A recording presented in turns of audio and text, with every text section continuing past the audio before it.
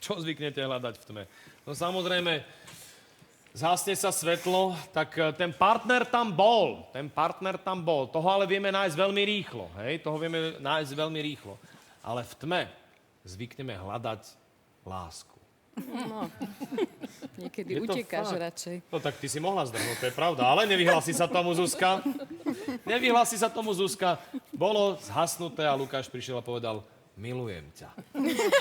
To môže povedať aj keď je vidno. No to áno, ale z toho nie je dieťa.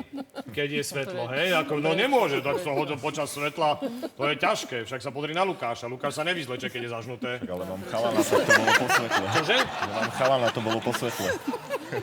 Určite áno. Ty si robil potom. No všetci robím. Muži sa nevyzliekajú, keď svieti svetlo, lebo na pekné ste tu vy. Hej, na pekné homo sapiens, pekná časť sú ženy. Dovolte, prepáčte. Muži, ktorí chodia do posilovne, to je len na chvíľočku. Aj to sú nie kompletní tí ľudia, ktorí sú v tej posilke. Hej. To nie je normálny muž homo sapiens. Normálny muž homo sapiens je Lukáš. Jemne zarastený až na krk, plešina prichádza. Má väčší pupok, hej. Veď ja ho posielam do tej posilky. Ale neposielaj ho, takto má vyzerať muž, normálne. No. Väčšina normálnych mužov vyzerá takto, ostatní vyzerajú nenormálne. Nemusí sa tam fotiť. Nie, a počkaj, je to komplikované samozrejme. Takto vyzerá normálny chlap, Lukáš. Hej, síce si dáva čiernu, lebo si myslí, že zoštihluje.